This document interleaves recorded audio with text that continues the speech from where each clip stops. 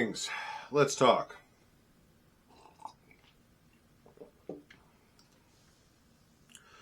Here in Onsteora, we are discussing possible changes to our awards constitution that will affect how certain recognitions from the Crown are given out. And the actual nuances of that, it's a whole nother story, and it's not really relevant here. That's not the content I want to create for you. I'm not here to get into the nitty-gritty of kingdom politics. But it is a really good jumping off point to talk about three different things that we've discussed here on the channel before, but not here in this light. And three things that are interrelated, and that is awards, orders. Actually, four things, because it's award, orders, community, and polling. Now, that's a lot to chew on, but we're going to try and do this in a real condensed time frame, because I want to discuss this, and I want to kind of raise people's awareness of these different benchmarks. So first of all, let's start with the basics. Awards. What is an award? An award is something that you are given in recognition for something positive within a kingdom. Does that sound overly broad and bland? Yes. Is it overly broad and bland? Also, yes. The fact of the matter is that an award is really governed by whatever is written within the awards constitution. Awards can convey rank. They cannot. They can be for just about anything you can think of. And as soon as you think you've got all the check boxes checked, something else rolls around. I have, for example, let's go with this one.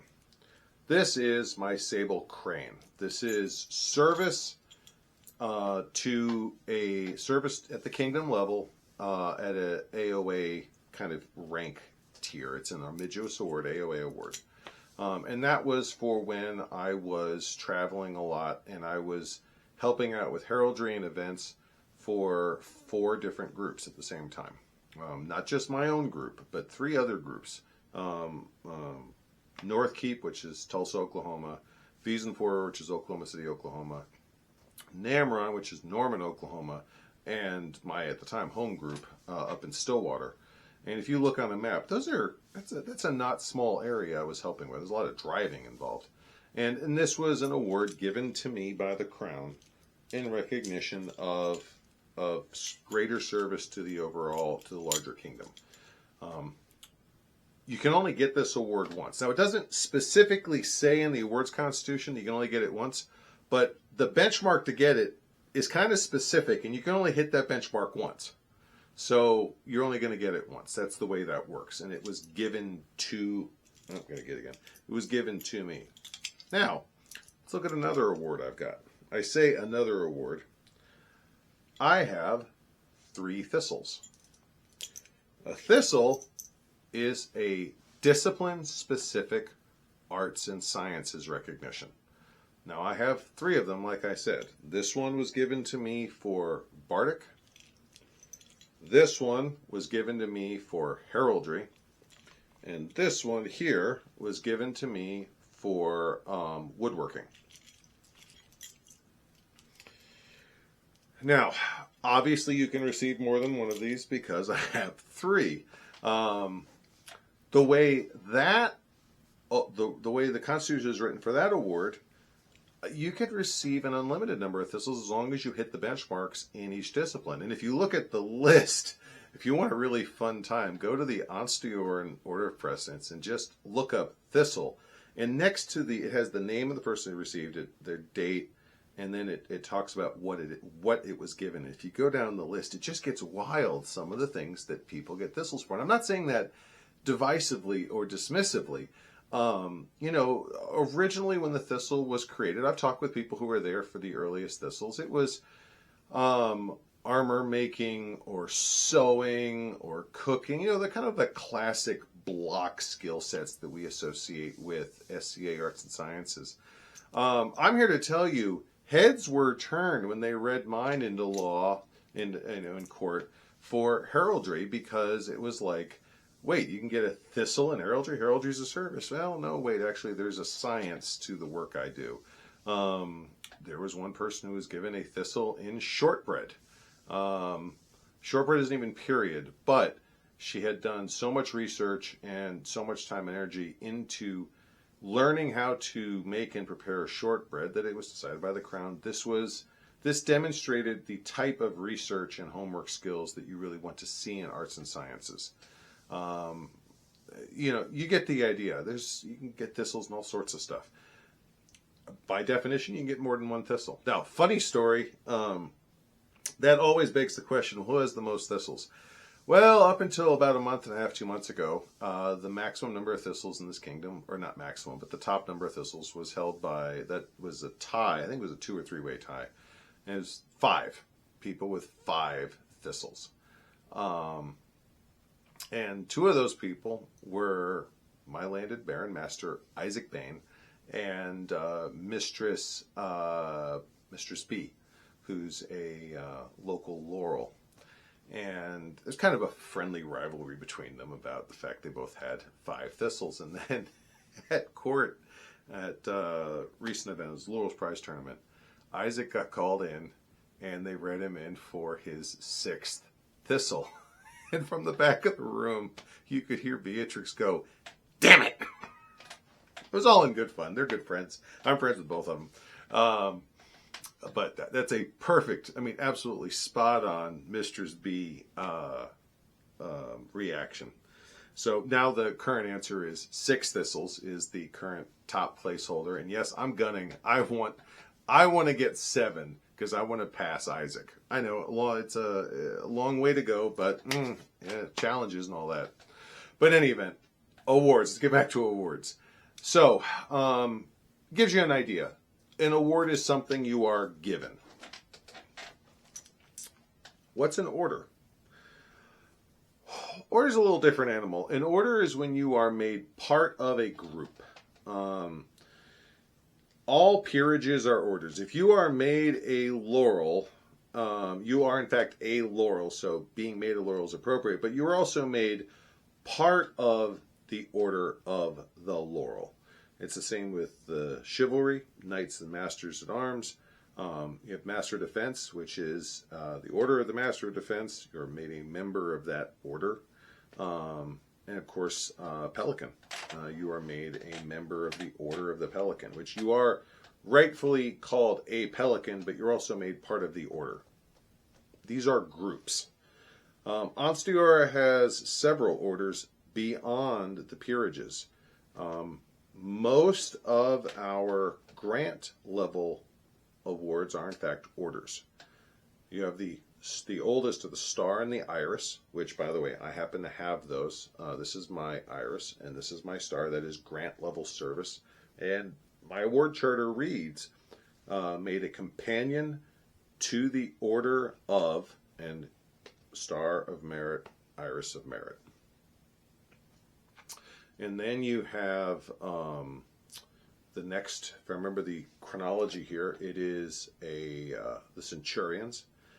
Specifically the companion to the Order of the Centurion of the Sable Star. We just call them Centurions. And yet, award for people, and it's kind of evolved into recognition of leadership on the melee field in the martial prowess.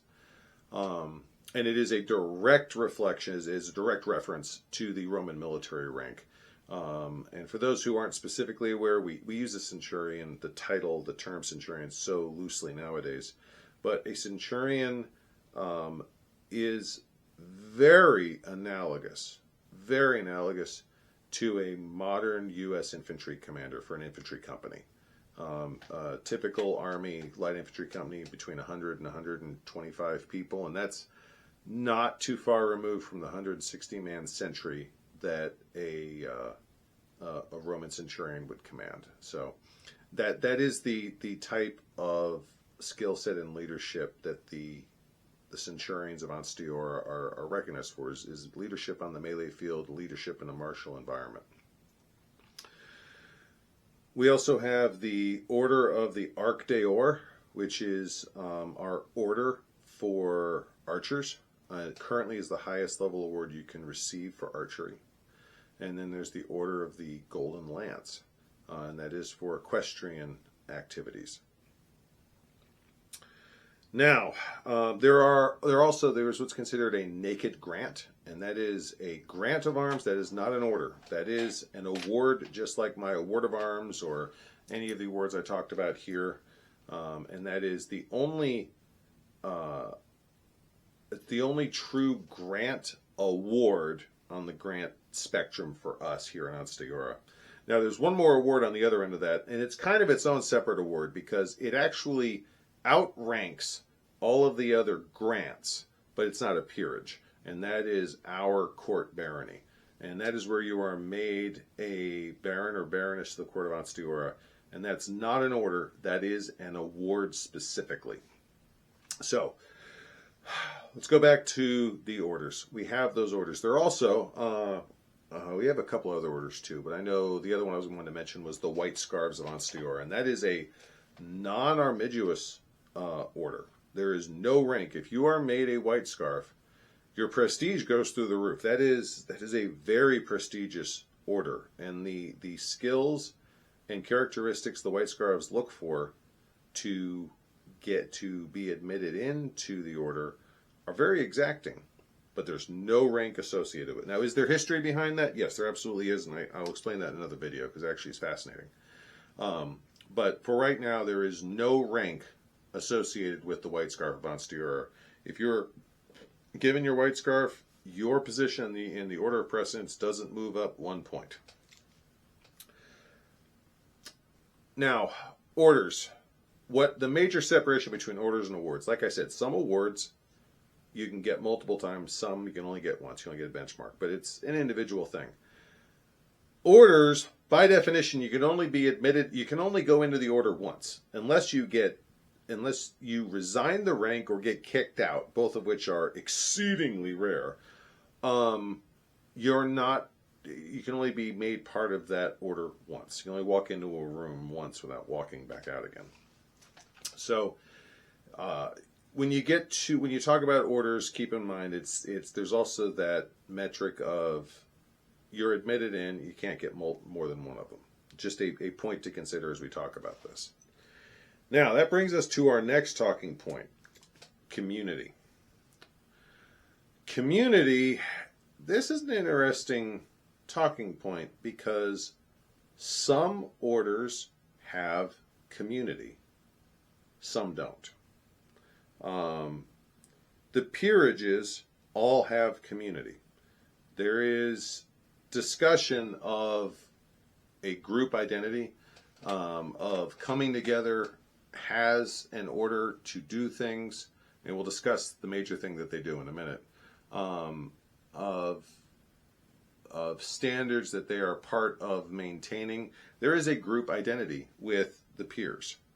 The centurions of Onsteora, they have a very specific group identity, and the centurions are well known in Onsteora for some of their activities. They one of the things that they did, it was a while ago, but it just stuck in my mind, was they did a dish cleaning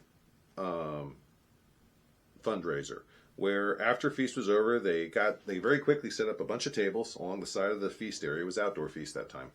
And they had a whole bunch of basins. Some had water in them, some had soapy water in them, some had towels. And what you do is you walked up to one end, you gave them a donation of money. I don't think they had a price tag on it. Most people like throwing $5 at them or something. And you handed them your dishes from feast, which were filthy. You know, you just finished eating dinner off of these things. And you'd watch them, the whole thing, bowls, plates, flatware, cups, glasses, whatever. And you'd follow it as it went down the line. And when it came down the other end, not only was it spotless, it was dry. And it got handed back to you clean. So you could go pack away clean feast gear. And you donated, $5, took them 5 minutes to do it. They get money, which they get to turn around and use for a future project. And you get clean dishes. You get to pack up and go home with clean dishes, not have dishes that have dried food on them when you get home. It wasn't a bad deal, really. And then the other side of that, which is also relevant to their community, was I think that particular one was they were fundraising for their shot bar that they ran at Gulf Wars. And then if you haven't been to Gulf Wars, there's a big known world party toward the end of the event where everyone gathers together inside the castle, and it's a big party. And that year they were raising funds so they could buy alcohol for the shot bar to, kind of one of the little social centers there. People gather, do shots, talk loudly, sing, drink, just general socializing. And the Centurions are a very specific community, and it's understood they're a community. If you engage with a Centurion, if you get an argument with a Centurion, if you need help from a Centurion or get help from a Centurion, it's kind of understood that there's that whole community tagging along there. When you say something good about a Centurion, that reflects well on all of them. You say something bad about a Centurion, they all kind of listen and they want to know what's going on. That's the community. The White Scarves, they have a very specific community. And the White Scarves, I'm not a White Scarf, I'm a rapier fighter, so I can only speak about this from what I have gleaned from conversations over the past quarter century. But they very definitively have a community with a fairly codified set of criteria of what it takes to get in that community, I will add. They are a very well recognized, long-standing community within Otsteora. The Arc d'Ors are also a community, and they're defined.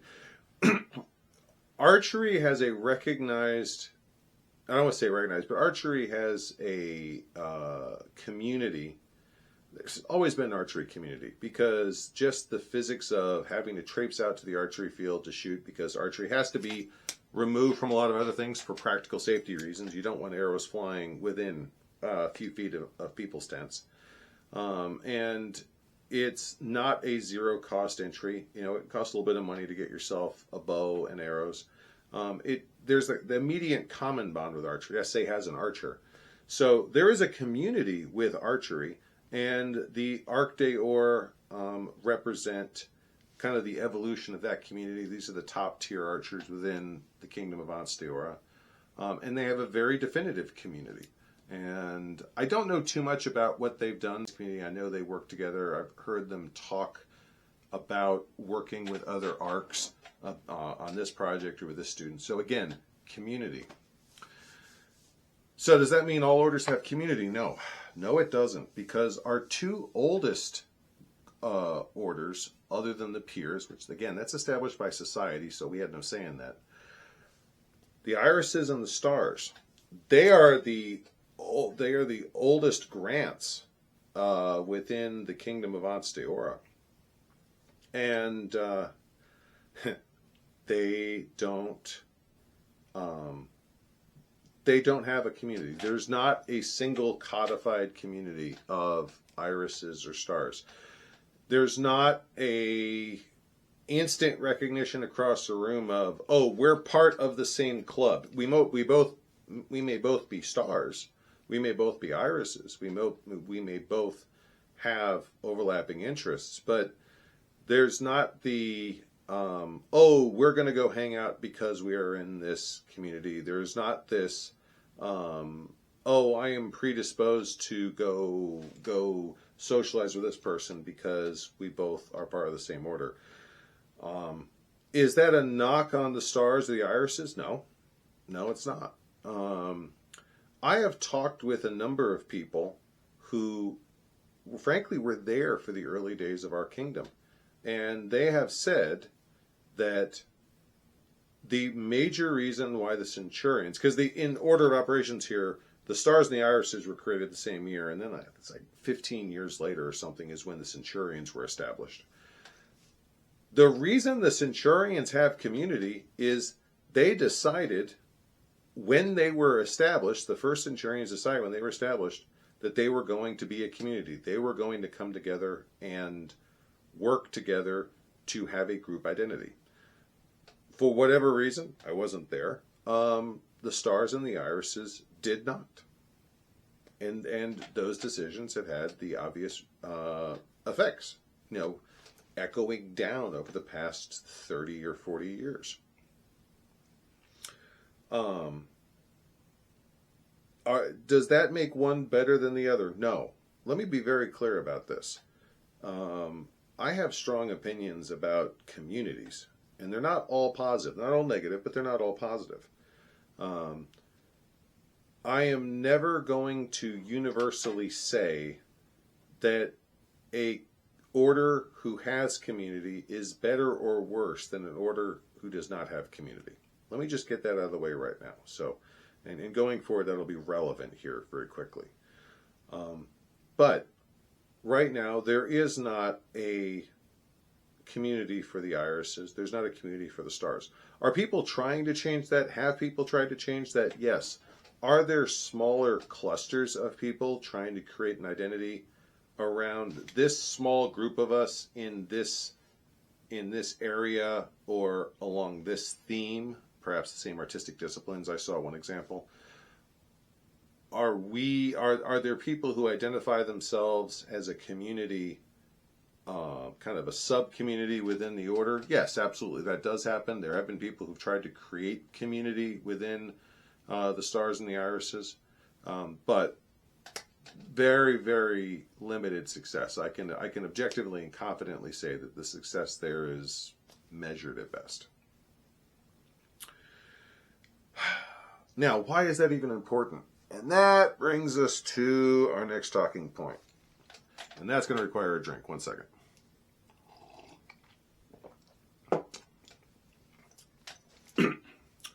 Polling. What's a polling? And we've talked about this in the past, but I want to reiterate it here. With respect to membership into orders, here's what a polling is. Starting with the peerages, but several of our orders have the same language in their awards constitution. A polled order is an order where the Crown is required by law to ask the assembled members of that order for their opinion about future candidates to that order. What does that mean in plain English? It means is the Crown is required to hold meetings where any member of that order who can make it show up and they discuss who do they want to make members of that order in the future. Who do we want to make as the next knight? Who do we want to make as the next Laurel, Pelican, Master of Defense, Centurion, Arc d'Or, Golden Lance, White Scarf. Now you notice I didn't mention a few of those. There are a few grants we just talked about I didn't mention. There's a reason why. The Arc d'Or, the Golden Lance, the White Scarf, and the Centurion have in their awards constitutions a requirement. They're listed as polling orders. Right now, the Iris and the Star are not polling orders. What that means is that if the Crown wants to make someone a Star or an Iris, or induct them into the order, to be more technical about it, all they have to do is do it. That is the full length, breadth, width of the conversation, full stop. But if you want to make someone a member of the Centurions, or the Arc d'Or, or the Golden Lance, or the White Scarf, or any of the peerages, because that's required by society law, as the peers are polled orders, the name has to be brought up to that group in some circle that they are assembled at. We call them circles, but it's a meeting where everyone sits around and they talk about this. The Crown has to mention the names. And it has to get the group's opinion on it. It has to, for anyone who can make it, it has to get their feedback on what do you think of this name. And you'll hear them talk about votes. That's a very common verb. It's a very accurate term as well. Is a vote on a candidate. Well, they're not supposed to talk about who or how the vote went, but you'll hear them talk about, oh, we voted on X number of candidates, or we had a candidate we voted on. A lot of people are like, wait, doesn't that mean that you're voted in? No. No, it doesn't. This is an advisory polling. The only purpose it serves is to inform the Crown of your opinion. Does the majority of the order want something? Do they not want something? Or is the order divided on the subject? That is the sole purpose of the polling. What the Crown does with that information is up to the Crown. The Crown has it absolutely within their authority to ignore a vote of the order. Now, does that mean that there are no consequences if they do that? No, it doesn't. There are some pretty significant counterbalances that come with a vote. Number one, a crown is only crowned for 6 months. And when they step down, they have to go back into the SCA as non-crown, as just whoever they were before, whatever that rank was. And they have to play with these people. Once you step down and you start going to events again as, a or duke or duchess or whatever, you're going to see and interact with and probably have to work with these knights, these laurels, these pelicans, these masters of defense. If you completely blow off one of their votes, if you just take a polling and it goes one way and you absolutely ignore it, you're not going to mend any bridges easily. People are going to remember that. They're going to be like, maybe I don't want to work with this guy. Maybe I'm not in such a hurry to help run an event with him. Maybe I'm not in such a hurry to drive the extra hour to his event. These type of conversations happen. There is a social balance. It's the exact same with the other orders in Ansteora. If a crown were to absolutely disregard, just categorically disregard the polling of the centurions, you're talking about angering the backbone of the Ansteoran army. Yeah, the knights are the apex predators of the battlefield, but there's a lot more centurions than there are knights. And these are the guys who travel the extra distance to go to certain tournaments or go to certain events, or who volunteer to lead groups on the battlefield at Gulf Wars. Getting them mad at you is not going to make any friends. It's not going to make your life easier in what is an all-volunteer organization. Completely pissing off the archers by disregarding a vote of the Arc d'Or. The archery community can very quickly decide, maybe this isn't someone we want to play with. That's their right. That's the counterbalance in a polling. No, you're not bound by the vote, but how bad do you want to make these people mad at you? That's kind of the rule that comes with a polling.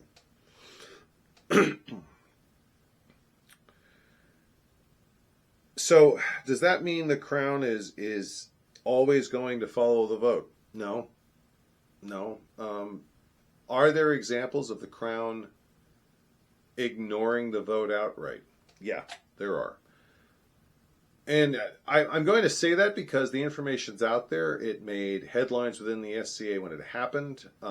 It's happened a couple of times. There have been members of orders at peerage or grant or even lower levels, sometimes highly visible, who were made categorically against the vote of the group, against the polling. The part of the reason why we know about these things, part of the reason why that's a discussion point, is that it is so rare. That's one of the things I want to emphasize, is that yes, we absolutely hear about, know about, talk about these outrageous examples of where the crown pretty much told an order. In some cases, some examples, it was a peerage order, whatever, and just ignored them. And there were repercussions, there was fallout, things happened. But the reason why we talk about this is because they're so rare, because so few people do it. Most of the time, when an order speaks up, the Crown, whether they like it or not, will be like, oh, okay, maybe I should take this to heart and listen to it. And that happens a whole lot more than not. And that is something that I have learned after watching Crowns and watching and listening to peers and members of different orders talk over the past quarter century. So, does that mean that all communities have to belong to an order of some sort? No. Does that mean that all orders have community or should have community? No. It's a patchwork. It is a ad hoc, kind of make it up as you go situation. And there's examples of this in history too. There are royal orders that were never really a community, and there were plenty of communities within the courts of England and France that were codified strong communities, but they were never royally chartered orders. So these are things that overlap, but they do not, they should never be a circle in the Venn diagram. Should all orders be polling orders? Not necessarily. I don't happen to think it should be a universal thing. Should they all have polling taken away from them? No, I don't. I think that there are some examples where an order having that polling relationship with the Crown has benefits. It's a lot to take in. Does any of this directly change your relationship with the SCA? Probably not. But especially if you're in SCA orbit, maybe in your home kingdom if you're not. What I do want you to understand is that is where these terms come from. That is what it talks about. That's what we're talking about. We talk about polling or orders or awards. And also understand that you hear about an order. Does it have a community with it? All of the peerages, by definition, have a community because they have, at the dead minimum, they have to come together for these pollings. Is it sometimes a dysfunctional and argumentative community? Yeah, I'm not going to lie to you. Sometimes it's a community where it's like, we're part of the community. We don't necessarily like each other. That happens. But are there other communities? Are there other orders that have community in your kingdom? Yeah, very possibly. I know that a huge number of the awards in our neighbors, the North and Callantyre, are polled orders. I know they have a AOA level fighting. I think the Feardmen are a polled order, and the Huscarls, which is the Grant level fighter, are a polled order. I mean, they are all about community up there and the community having a voice with the Crown. It's a lot of vocabulary. It's a lot of concepts. Could I ramble about this for a while? Absolutely. Am I going to? No. You've listened to me long enough. Thank you so much for joining. I appreciate your time. And if you have any questions or any feedback or comments or stories, feel free to leave them down below. But until then, I'll see you at the next event. Goodbye. God bless. If there are two things I've learned that drive videos these days, it's controversy and engagement. Now, I am never going to fly the controversy flag on a regular basis. It's not what I'm here for. It's not the content I want to make, and I really don't think it helps any of us. But let's do engagement. If you like this video, please go down in the comments and leave a comment. Make sure to share the video. And last but not least, easiest of all, make sure to like the video. That helps drive the algorithm. It helps get the video views and helps promote this material. Thank you very much.